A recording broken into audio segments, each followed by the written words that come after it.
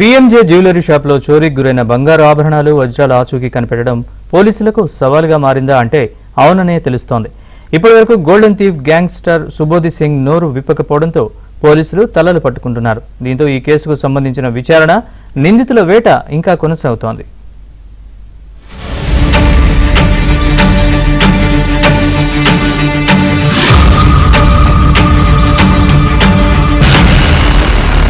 కరీంనగర్లో PMJ జ్యువెలరీలో robbery కేసును ఛేదించడం పోలీసులకు కత్తి మీద సాములా మారింది.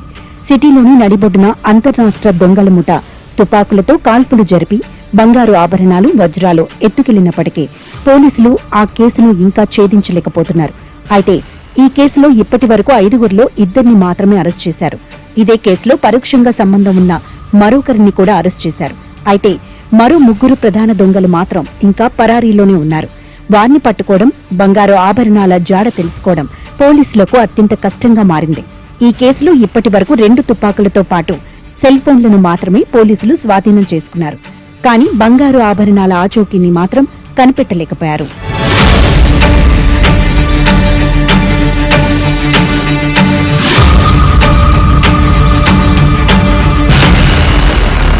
పీఎంజే జ్యువెలరీ రాబరీ కేసులో గోల్డెన్ థీఫ్ గా పేరుగాంచిన సుబోధి సింగ్ ను పోలీసులు కస్టడీలోకి తీసుకున్నారు. 2 వారాల క్రితమే బీహార్లోని పూర్ణియా జైలు నుంచి కరీంనగర్ కు తరలించి విచారించారు. అయితే విచారణలో సుబోధి సింగ్ నోరు మెదపటం లేదు. అసలు పీఎంజే జ్యువెలరీ షాప్ రాబరీకి తనకు సంబంధమే లేదన్నట్లుగా వ్యవహరించారని తెలుస్తోంది. మరోవైపు A2 Raghunath Karmakar alias Jagira Singh, A3 Ravish Kumar alias ప్రద్యుమ్ని కూడా పోలీసులు విచారించారు. అయితే దొంగిలించిన సొత్తు ఎక్కడ ఉందో అనే అంశంలో 2 దొంగలు విరుద్ధమైన వాంగ్మూలాలు ఇచ్చారు. బంగారు ఆభరణాలు, వజ్రాలు ఎక్కడ దాచారో, ఎవరికి విక్రయించారో, ఆర్థిక లావాదేవీలు ఎలా జరిగాయో అనే కీలక సమాచారాన్ని మాత్రం దొంగల ముఠ ఉద్దేశపూర్వకంగానే దాచిపెడుతోంది. పోలీసులను తప్పుదారి పట్టించేలా వాంగ్మూలాలు ఇస్తున్నారు. దీంతో బంగారు షాపులో చోరీ జరిగి దాదాపు 40 రోజులు గడుస్తున్నా ఇప్పటి వరకు వాటి ఆచూకీని పోలీసులు కనిపెట్టలేకపోయారు.